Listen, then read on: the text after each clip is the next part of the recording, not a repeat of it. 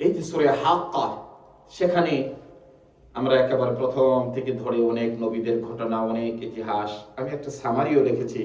আমরা শুরু থেকে ধরে এই পর্যন্ত কি কি ঘটনার উপর আলোচনা করা হয়েছে, প্রায় 11টা আমরা এই পুরা সূরার উপর আলোচনা করা হয়েছে এবং অনেকগুলো বিষয় নিয়ে আলোচনা করা হয়েছে। তো এটা আমরা পরে বলবো। আজকে সূরার শেষ কয়েকটি আয়াত, 52 নম্বর আয়াত।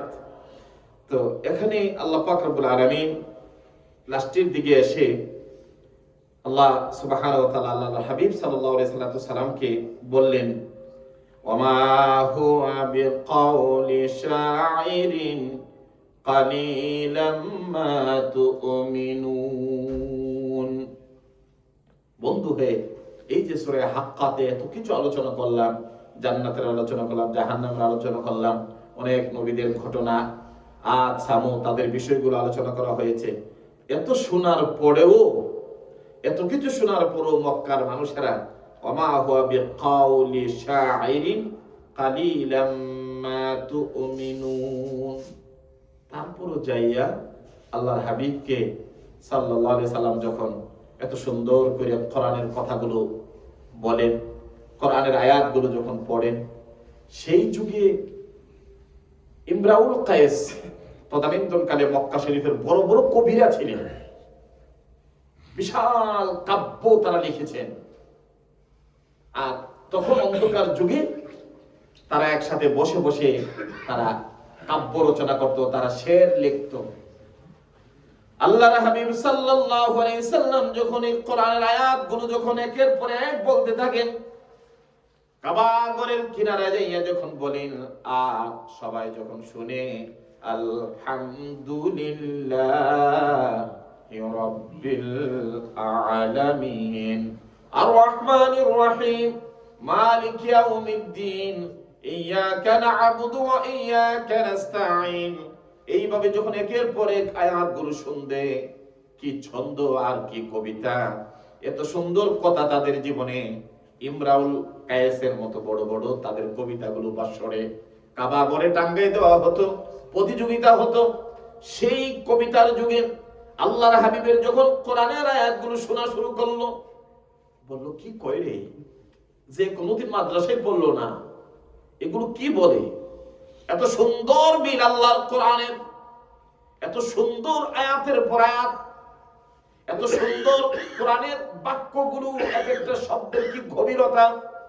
এগুলো শোনার পরে মক্কার মানুষগুলো কমসে কম প্রথম অবস্থায় ধরে নিল, যিনি আমাদেরকে কলেমার দাওয়াত দেয়, যিনি আমাদেরকে মুসলমান বানানোর জন্য চায়, উনি যিনি আমাদের মাঝে বড় হয়েছে, মনে হয় উনি নতুন করে কবি হয়ে গিয়েছেন। নাউজুবিল্লাহ।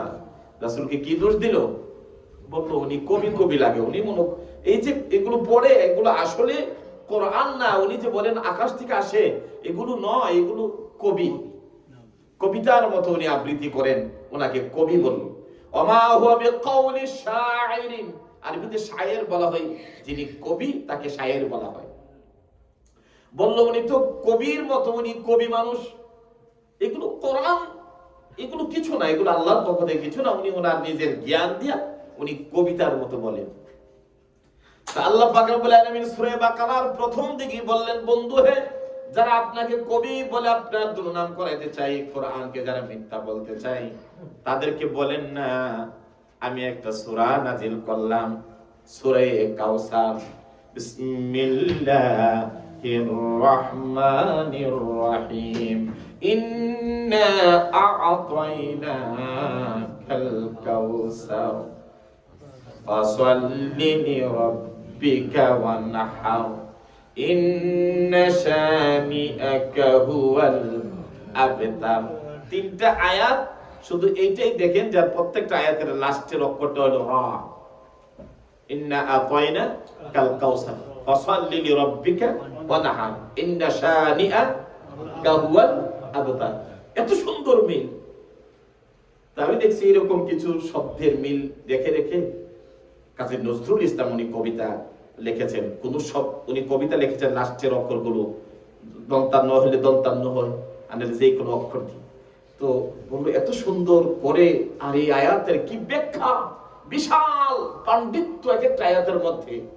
তো আল্লাহ পাক চ্যালেঞ্জ করে দিলেন, বন্ধু হে আপনি তো সবচেয়ে ছোট সূরা নাযিল করলেন, তো তারা যারা ইমরাউল কায়েস আছে, তদানীন্তনকালের বড় বড় কবিরা আছে, তাদেরকে বলেন এরকম তিন লাইনের একটা কবিতা লিখে আপনাকে দিত। সুবহানাল্লাহ। কিন্তু তারা পারে নাই। আল্লাহ বলছেন কিয়ামত পর্যন্ত চেষ্টা করো, পারবে না। বন্ধু হে আমার, তারা যখন এইগুলো পারে না, তারা তো কমসে কম আপনাকে রাসূল হিসাবে মেনে তো নিল না, বরং তারা আপনাকে বলল ওয়ামা হুয়া বিকাউলি শাইরিন কালিলাম মা তুমিনুন। বন্ধু আপনাকে বড় কবি বলে, যাতে আপনার কথাগুলো মানুষে না শুনে, এই জন্য তারা আপনাকে মানুষ যাতে দূরে থাকে কবি বলে বলে আল্লাহর হাবিব আপনাকে শায়ের উপাধি দিয়েছে। বন্ধু আপনি শায়ের না, আপনি কবি না, বরং আপনি হলেন ইয়াসিন ওয়াল কুরআনিল হাকিম ইন্নাকা লামিনাল মুরসালিন। নিশ্চয়ই আপনি রাসূল। ইয়াসিন বিজ্ঞানময় কোরআনের শপথ করে আমি আল্লাহ বলছি, আপনি দুনিয়ার কোন শায়ের না, আপনি কোন কবি না, বরং আপনি আল্লাহর রাসূল। সুবহানাল্লাহ। আল্লাহ পাক রব্বুল আলামিন বলেন কালিলাম মা তাযাক্কারুন কালিলাম মা তুমিনুন। এগুলো শোনার পরেও আপনার এই বিশাল ঘটনা আপনি আলোচনা করলেন, করার পরেও মানুষগুলো আপনাকে মানবে না, বরং অল্প সংখ্যক লোকই কালিলাম মা তুমিনুন, খুব সামান্য মানুষ আপনার প্রতি ঈমান আনবে। সুবহানাল্লাহ।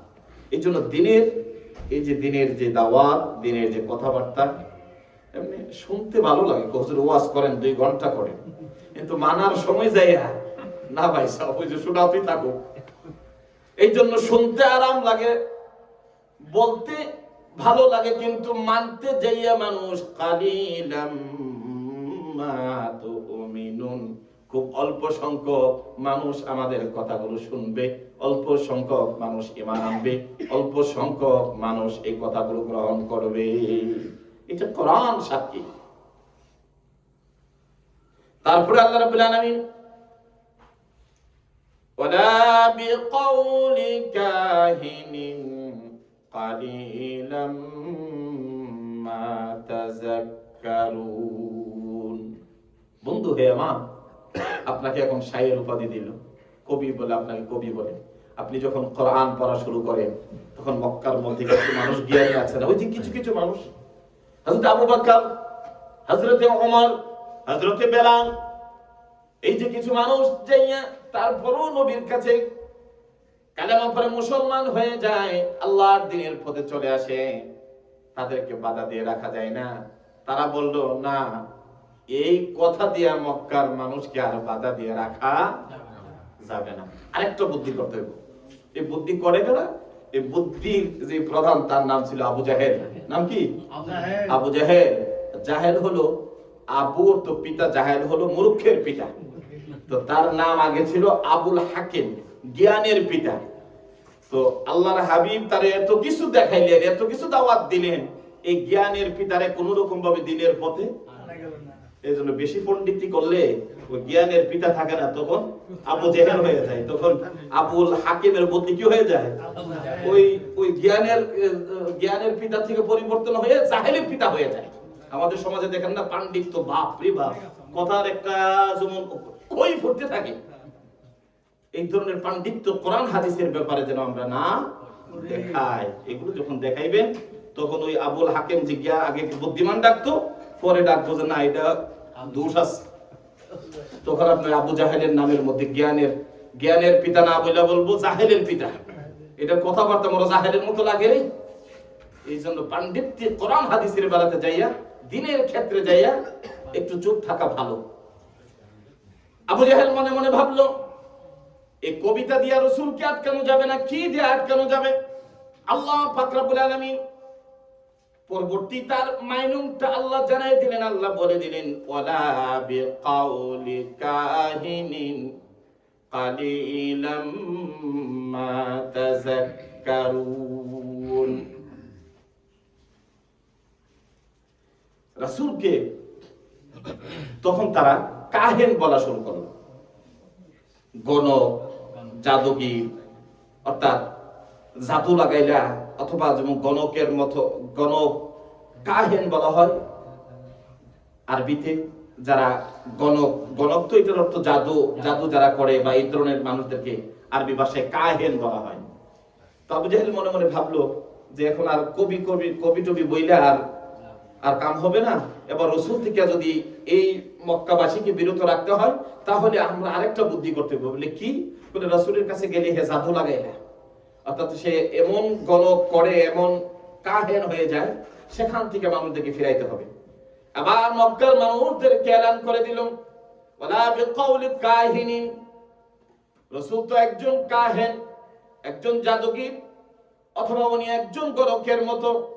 এই কথাগুলো যখন বলা শুরু করলো, যাতে মক্কার মানুষগুলো যাতে না যায় রাসূলের কাছে, রাসূলের কোরআন যেন তারা না শুনে, আল্লাহর হাবিব চলে যাইতেন কাবার কিনারায়, যাইয়া উনি বসে বসে আল্লাহর কোরআন পড়তেন, আল্লাহর কোরআন শুনতেন, যারা আসতো তাদেরকে পড়তেন, রাসূলের কোরআন গুলো শুনতো। যখন এই কথা বলল মক্কার মানুষদের মধ্যে, তখন আরেকটা মনের মধ্যে চিন্তা আসলো। আমরা এতদিন বললো আবু জাহেল রাসূল কবি, উনি নাকি কবি, এখন বললো না উনি কবি না, বলে কি উনি জাদুগির, উনি জাদু লাগাই ফেলে, তোমরা তার কাছে যাইও না, গেলে জাদু দিয়া তোমাদেরকে ধ্বংস করে ফেলবে। এই কথা বলার পরে তখন কিছু যুবকেরা চলে গেল, গিয়া দেখে চাই কোনার কাবা ঘরের বড় সিঁড়ি বানায় দাঁড়ায় রয়েছে। বলো কি ব্যাপার? তো জাদু যে লাগায় একটু দেখে আসেন, আপনি দেখবেন হঠাৎ করে ওই রুমে যদি কাউকে আমরা বন্দী করে রাখি যে তাকে দেখা নিষেধ, তখন দেখবে যে হুজুরের ওয়াজ ফালাইয়া সবাই যাইবো দেখার জন্য, তখন মানুষের মধ্যে একটা উল্টা রিঅ্যাকশন করে। তো যখন এই মানুষকে বাধা দেওয়া শুরু করলো, যেমন আর কাছে তোমরা যাইও না, এই বাধা যখনই দেওয়া শুরু করলো, তখন মানুষের মধ্যে, যুবকদের মধ্যে আরো টেন্ডেন্সিটা বেড়ে গেল। আল্লাহর হাবিবের কাছে চলে গেলেন, গিয়া দেখে নবীজির চেহারা মুবারক আকাশের চাঁদকে হার বানিয়ে ফেলে, আকাশের সূর্যকে হার বানিয়ে ফেলে। একবার নবীজির চেহারার দিকে তাকাইলে এই চোখগুলো আর ফিরায় নিয়ে আসা যায় না। এত সুন্দর, এত রূপের নবী, আর যেটাই পড়েন রাসূল জোরে কিছু বলেন না, চিৎকার করে করে কথা বলেন না, আবার এত আস্তেও বলেন না, যেটা রাসূল বলেন প্রাণ ভরে মানুষ শুনতে পায়। তো যারাই দেখতো তা যাইয়া রাসূলের কাছে কলেমা পড়ে মুসলমান হয়ে চলে আসে, সুবহানাল্লাহ, আল্লাহর হাবিবের কাছে চলে আসে। আবু জাহেল বলল, যত ধরনেরই কাজ চালায় কিন্তু কোনোটাই তো কাজ হচ্ছে না, ব্যাপার কি? কবি কই মানুষ, তারপরে যায়, জাদুগির বলি তারপরে যায়। তারপরে বলল, আল্লাহর নবী যিনি কালেমার দাওয়াত দিচ্ছে, উনি তো সাধারণ মানুষ না, উনি পাগল। নাউজুবিল্লাহ। কি বলল?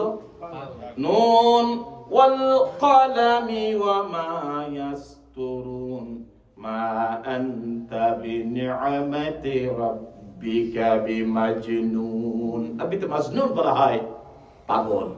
রাসূল আপনাকে যারা পাগল বলেন, আপনাকে যারা পাগল বলে কষ্ট দেন, আপনি বরং পাগল না, আপনি আমার হাবিব, আপনি দ্বীনের দায়ী, আপনি হলেন মুহাম্মাদুর রাসূলুল্লাহ সাল্লাল্লাহু আলাইহি ওয়াসাল্লাম। তাহলে রাসূলকে কবি বলল, রাসূলকে কাহিন বলল, রাসূলকে মাজনুন বলল। কোরআনুল কারীমে বিভিন্ন জায়গাতে এই তিন ধরনের কথাবার্তা বলল, কিন্তু কোনটাই গিয়া দেখে যে আল্লাহর হাবিবের মধ্যে নাই। উনি যখন কোরআন পড়েন স্তম্ভই হয়ে যায় তদানীন্তনকালের যারা কবিরা ছিল, যে আমরা কিয়ামত পর্যন্ত মুহাম্মদ সাল্লাল্লাহু আলাইহি সাল্লাম যে কবিতা বলে, আরে উনি যেই পড়া পড়ে, যে আল্লাহর পক্ষ থেকে, এইগুলো মানুষ দ্বারা সম্ভব না। তারপরে আল্লাহর হাবিব উনি জাদুওয়ালা গান না, নরমাল কথা বলেন, মানুষ তার কথাগুলো গ্রহণ করে। 3 নম্বর, উনি পাগল না, পাগল তো পাগলের মতো দেখা যায় না, ওনার এত সুন্দর কাপড়, এত সুন্দর ওনার ভেষণ, ওনার সবকিছু, উনি তো পাগল না, বরং উনি হলো মুহাম্মাদুর রাসূলুল্লাহ সাল্লাল্লাহু আলাইহি সাল্লাম। সবগুলোকে আল্লাহ পাক রব্বুল আলামিন এগুলো বাদ দিয়ে আল্লাহর হাবিবের ব্যাপারে সার্টিফাই করলেন। উনি বললেন তানজিলুম মির রাব্বিল আলামিন। রে মক্কাবাসীরা, তোমরা যাকে কবি বলছো, তোমরা যাকে জাদুকীর বলছো, তোমরা যাকে পাগল বলছো, ওনার কাছে যে জিনিসগুলো নিয়ে আসছে এগুলো দুনিয়ার কোনো মানুষের লিখিত না, এটা দুনিয়ার কোনো মানুষের বানানো কবিতা না।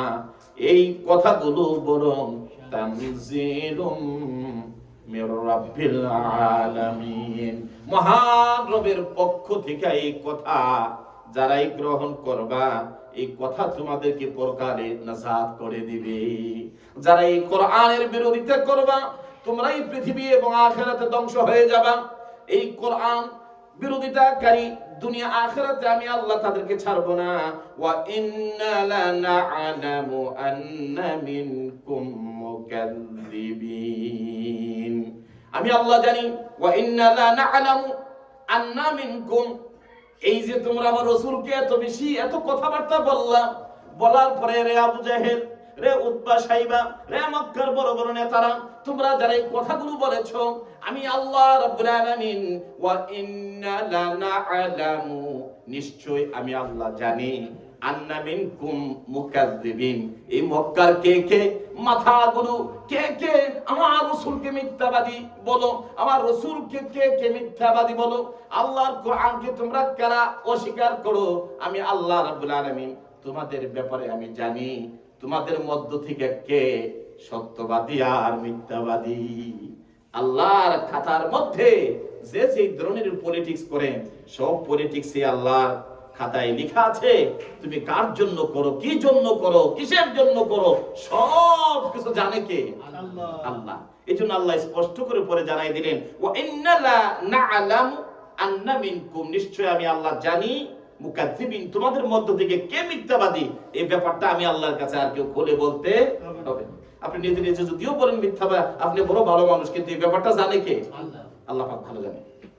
তারপরে আল্লাহ রাব্বুল আলামিন বলেন, ওয়া ইন্নাহু লাহাসরাতুন আলাল কাফিরিন, ওয়া ইন্নাহু লাহাসরাতুন, নিশ্চয়ই তাদের মধ্য থেকে যারা এই কোরআনকে, আলাল কাফিরিন, কাফিরদের মধ্য থেকে যারা এই কোরআনের এত বিরোধিতা করলো। এই সূরা হাক্কা 52টা আয়াত আমরা পড়লাম, বিভিন্ন বিষয়ের উপর আলোচনা করেছেন। এত কথা শোনার পরও যারা বিরোধিতা করেছে, রাসূল হে, এই মানুষগুলো অবশ্যই ক্ষতিগ্রস্তের মধ্যে আছে। কিসের মধ্যে? ক্ষতির মধ্যে আছে। যে আবু জাহেল এত কিছু করলো, এত বড় বিরাট নামদামি নেতা ছিল, আল্লাহ পাক বদরের প্রান্তরে মুসলমানের হাতে সে মারা গেল। তার ময়লার, সেখানে যত ময়লা ফেলানো ছিল, ময়লার একটা কূপের মধ্যে এই আবু জাহেলের লাশটা পড়া ছিল। এই জন্য মানুষ দুনিয়াতেও তার শিক্ষা গ্রহণ করা উচিত, মৃত্যুর পরও শিক্ষা গ্রহণ করা উচিত। ধৈর্যের সাথে, দিনের সাথে থাকলে আপনি মরণে জীবনে আল্লাহ পাক রব্বুল আলামিন দেখাইতে সুবহানাল্লাহ। এই লোকের মৃত্যুর পরে বদরের প্রান্তরে ময়লা স্তূপে তার লাশ। আর ওমর যে কিনা রাসূলের বিরোধিতা ছিল, হযরত আবু বকর সিদ্দিক রাদিয়াল্লাহু তাআলা আনহু, যে কিনা আল্লাহর হাবিবের বন্ধু ছিল, নবীর রওজার পাশে দাঁড়াইয়া নবীর সাথে, নবীকে সালাম দেওয়া হয়, হযরত আবু বকরকে সালাম দেওয়া হয়, হযরত ওমর রাদিয়াল্লাহু তাআলা আনহুকে সালাম দেওয়া হয়। সুবহানাল্লাহ। মানুষের জীবনের ঘটনার মধ্যে আছে না, একজনের জানাজায় 3 জন মানুষ হয় না, আর আরেকজনের জানাজায় কোটি কোটি লক্ষ লক্ষ মানুষ। এমন জীবন করিবে গঠন, মরিলে তুমি কাঁদিবে ভুবন। এই স্মৃতি না দেখাই দিয়ে গেল বাংলার জমিনে। আমার ভাইরা, এই জন্য মানুষের মরার পরও যেমন তার একটা খাসরত আছে, জীবিত অবস্থায় আছে। হাজার হাজার মানুষ একান্তে নিবৃতে তুমি এমন কিছু করে গেলা যার জন্য চোখের পানিগুলো মানুষে ফেলে, আর তুমি এমন কাজ করে গেলা তোমার জন্য মানুষ বদদুয়া দেয়, আল্লাহ গজব পড়ুক, সে মারা গেছে, সে দুনিয়াতে চলে গেছে, আল্লাহ তুমি জাতিকে হেফাজত করছো। এই আচরণ যেন কোনো কালে, কসমিন কালেই যেন না আসে। মানুষের আর্তনাদ, 3 ব্যক্তির দোয়া আল্লাহর কাছে এত তাড়াতাড়ি চলে, যখন কোনো মানুষের উপর জুলুম করে, আর সেই মানুষটা হলো মাজলুম, যিনি জুলুম করে তার নাম হলো কোরআনের ভাষায় জালেম। ওই জালেম যখন জুলুম করে আর যখন কোনো মাজলুম আল্লাহর কাছে চোখের পানিগুলো ছেড়ে যখন আল্লাহ বলে ডাক দেয়, আল্লাহ পাকের আরশ আজিমের মধ্যে একটা কম্পন শুরু হয়, বিজলির মতো মারতে থাকে। ফেরেশতারা বলে, রব্বুল আলামিন, কি হলো তোমার আকাশের, কি হলো তোমার আরশ আজিমের, যে আমার কিছু মাজলুম বান্দারা গভীর রজনীতে পানি ফেলে ফেলে ডাক দিচ্ছে, তার চোখের পানি সাথে সাথে আমি আল্লাহর দরবারে চলে এসেছে। মানুষের উপর জুলুম করেন না, সাহায্য না করতে পারেন, সহযোগিতা না করতে পারেন, কিন্তু জুলুম করেন না। এই জুলুম আল্লাহ সহ্য করে না। এই জুলুমের বদলা আল্লাহ পাক অবশ্যই নেই দুনিয়া এবং আখিরাতে। মারাত্মক জিনিস মানুষের উপর জুলুম করা, ক্ষমতার বলে মানুষের উপর জুলুম করা। এই জুলুমকারীকে ইন্নাল্লাহ লা ইউহিব্বু যালিমিন, আল্লাহ বলেন যারা জুলুম করে আল্লাহ তাদেরকে ভালোবাসে। তুমি জুলুমও করবা, আবার কইবা আমি আল্লাহর এক নম্বর বান্দা, না, এই দুই নম্বরে বাটফারি চলবে না আল্লাহর কাছে। তোমার জুলুম ছেড়ে দিয়ে যেদিন বলবা হ্যাঁ আমি আল্লাহর ভালো বান্দা, তখন আল্লাহর কাছে তোমার কথাটা কার্যকর হবে। এই জন্য জুলুম করা যাবে না মানুষের উপর। তারপরে কোরআনুল কারীমের সূরা হাক্কার শেষের দিকে আমরা চলে আসছি। আল্লাহ পাক রব্বুল আলামিন বললেন 51 নম্বর আয়াত, আল্লাহ বলেন ওয়া ইন্নাহু লাহাক্কুল ইয়াকিন, ওয়া ইন্নাহু লাহাক্কুল ইয়াকিন। রাসূল হে, যারা এই কোরআনকে কবির কবিতা বলেছে, এই কোরআনকে যারা জাদুকীর গণকের কথা বলেছে, যারা এই কোরআনকে মজনুনের সাথে তুলনা করেছে, সব কিছু আমি এগুলো তাদের কথাগুলোকে বন্ধ করে দিয়ে ওয়া ইন্নাহু লাহাক্কুল ইয়াকিন, এটাই নিশ্চিত সত্য কোরআন, তার মধ্যে কোনো বিন্দু পরিমাণ সন্দেহ নাই। এটা আল্লাহর পক্ষ থেকে কোরআন। ফাসাব্বিহ বিসমি রাব্বিকাল আযীম। তারপর আল্লাহ পাক লাস্টের আয়াতে আল্লাহর হাবিবকে সান্ত্বনা দিয়ে বললেন, বন্ধু আমার, ফাসাব্বিহ বিসমি রাব্বিকাল আযীম। এই মক্কার মানুষগুলো আপনাকে পাগল বলবে, আপনাকে জাদুকর বলবে, আপনাকে কবি বলবে, এ বাদ দেন তো, এগুলো ছেড়ে ফাসাব্বিহ বিসমি রাব্বিকাল আযীম, ওই মহান রবের ইবাদত করুন, মহান রবের বন্দেগীতে আপনি নিয়োজিত হয়ে যান, মহান রবকে আপনি প্রাণ ভরে ডাকুন। হে রাসূল, হে আমার, আপনি তাদের কথা মনে কোনো কষ্ট নেবেন না। আল্লাহ পাক রব্বুল আলামিন এই সূরা হাক্কার মধ্যে আমরা শুরু থেকে শেষ পর্যন্ত অনেকগুলো আয়াতের উপর বিশ্লেষণ করেছি। এগুলোর উপর অনেক প্রথম থেকে যারা আসছিলেন, যারা শুনেছেন, আমরা এই সূরার উপর আলোচনা করে আপনাদেরকে বিস্তারিত জানিয়েছি বিভিন্ন তাফসীর থেকে। তো আমরা প্রথম থেকে যে কথাগুলো আসছিল, আল্লাহ পাক এই আয়াত এই সূরার প্রথম দিকে বলছিলেন এটা কিয়ামত যে সংগঠিত হবে তার মধ্যে কোনো সন্দেহ নাই, এই কিয়ামতের ব্যাপারে কোনো সন্দেহের অবকাশ নাই। দ্বিতীয় কয়েকটি আয়াত পড়ে আল্লাহ পাক আদ এবং সামুদ জাতির ব্যাপারে বলছিলেন, আমরা বিশালভাবে এটার উপর আলোচনা করেছি। তারপর আল্লাহ পাক রব্বুল আলামিন মাঝের দিকে এসে বললেন, যারা ডান হাতে আমলনামা পাবে তাদের পরিণতি কি হবে, তারা সেদিন কি হাসবেন, তারা জান্নাতে তাদের কি আপ্যায়ন করা হবে সেই ব্যাপারে বলা হয়েছে। যাদেরকে বাম হাতে আমলনামা দেওয়া হবে তাদের কি পরিণতি হবে সেই ব্যাপারে বলা হয়েছে। বিচারের দিন কোন শক্তিধর ক্ষমতাশীল ব্যক্তি যত শক্তিশালী হোক, যত ক্ষমতার অধিকারী হোক, সমস্ত ক্ষমতা সেদিন ধ্বংস হয়ে যাবে। সেদিন বলবে হালাকা আন্নি সুলতানিয়া, প্রত্যেক ক্ষমতাধর ব্যক্তি সেদিন বলবে, আল্লাহ আমার যে ক্ষমতা ছিল আজকে তো আমার ক্ষমতা ধ্বংস হয়ে গেছে, আমার তো আজকে কেউ নাই, আমার জনবল নেই, আমার অর্থনীতি নেই, আমার কিছু নেই, আমার যে শক্তি ছিল, যে ক্ষমতা ছিল, সব ধ্বংস হয়ে গেছে। তারপরে কয়েকটা আয়াত পরে আল্লাহ পাক লূত আলাইহিস সালামের জাতিকে আল্লাহ উল্টে দিয়েছিলেন সেই ঘটনা বললেন। 7 নম্বরে এসে আমরা শুনেছি কোনো গোপন থাকবে না, দেওয়া হবে সেদিন আপনার জিন্দেগীর যত আমলনামা করছেন একটা কিতাব দিবেন আল্লাহ, এবং দিয়া বলবেন ইকরা কিতাবাকা, তোমার জিন্দেগীর আমলনামার কিতাবটা পড়ো, তুমি কি করছো তুমি পড়ে দেখো, তার মধ্যে সেই কিতাব দেওয়া হবে। অপরাধীকে আল্লাহ পাকের জাহান্নামের ফেরেশতারা 70,000 ফেরেশতা ধরে সেদিন জাহান্নামের শিকল দিয়ে বেঁধে বেঁধে নিয়ে যাবেন, এবং জাহান্নামীদের খাবার হবে পুষ, জাহান্নামীদের খাবার হবে জাহান্নামীদের পুরানো এই পয়জনগুলো। আর কোরআনকে যারা কে অবিশ্বাস করবে, এবং তারা সর্বশেষ নবী পাককে তারা কবি, গণক, শায়েখ এই কথাগুলো